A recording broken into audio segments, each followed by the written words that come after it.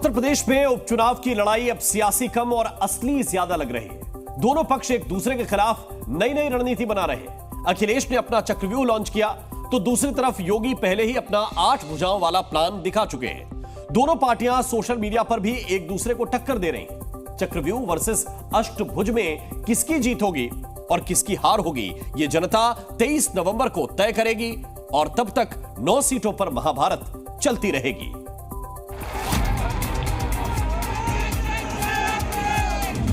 Encounter वाली सरकार का काउंटडाउन शुरू हो गया है और उसकी शुरुआत उपचुनाव से होगी, इसीलिए घबराए हुए हैं।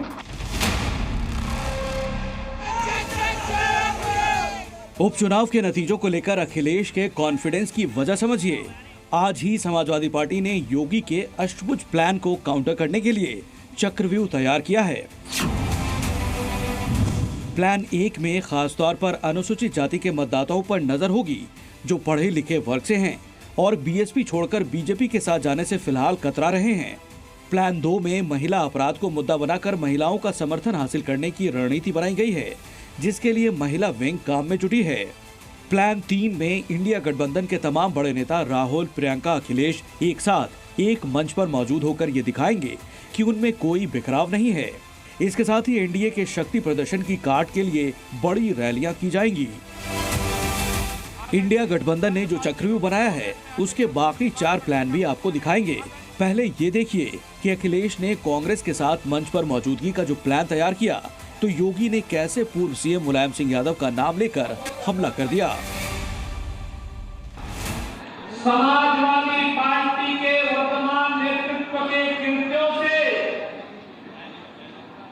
भले ही अन्य लोगों को कष्ट हो रहा हो, लेकिन नेताजी श्री मुलायम सिंह जी को उससे कष्ट हो रहा होगा कि मेरे कैसे सपूत ने समाजवादी पार्टी को कांग्रेस की गिरवी रख करके पूरी पार्टी को ही सत्यानाश करने में उतारू हो गया है। उनको भी देख चुके हैं और भारतीय जनता पार्टी के लोगों को भी देख चुके हैं। जनता सबको समझती है और जनता केवल समाजवादी पार्टी के प्रत्याशी को देख रही है।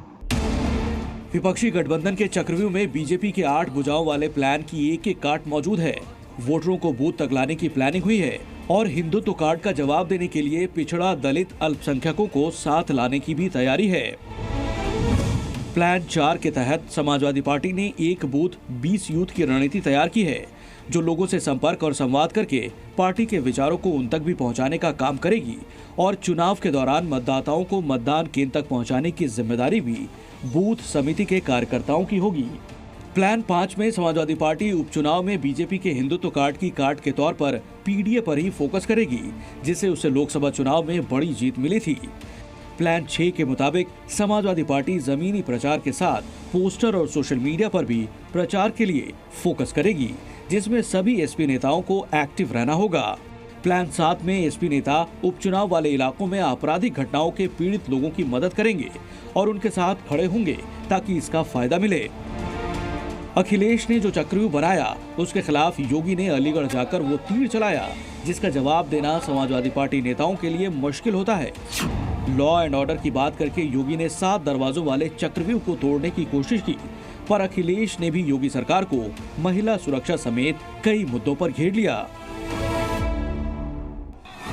ये यूपी वाली यूपी है, हर तीसरे दिन दंगा होता था, कर्फ्यू महीनों लगता था, पर और केवल शांतिपूर्ण तरीके से नहीं बनाए जाते थे। अराजकता चरम पर थी, गुंडागर्दी चरम पर थी, अव्यवस्था का आलम क्या था कौन नहीं जानता है। सरकार बहुत अहंकारी है। ऐसा लगता है कि यूपी में कानून का राज समाप्त हो गया है। महिला सुरक्षा को लेकर के, उन्हें न्याय को लेकर के इतना महिलाएं लोगों को न्याय नहीं मिलता। डबल इंजन उल्टे लगे हैं, ये आमने सामने दोनों एक दिशा में नहीं है। लगता तो ये है कि डबल इंजन जो इंजन है अब एक दूसरे को खींच रहे हैं। यूपी उपचुनाव में बीजेपी 9 सीटों पर 100% जीत का स्कोर बनाने की कोशिश में है। ऐसा करके बीजेपी अपने कैडर और जनता के बीच 2 मैसेज देना चाहती है। पहला ये कि लोकसभा में समाजवादी पार्टी को मिली बढ़त तात्कालिक थी और दूसरा ये कि 2027 के लिए बीजेपी अभी भी जनता के लिए पहला विकल्प है। योगी का टारगेट नंबर 1 समाजवादी पार्टी है और सीएम किसी भी रैली में जाते हैं तो अखिलेश या समाजवादी पार्टी को टारगेट करना नहीं भूलते। उन्होंने कहा सच्चा समाजवादी वह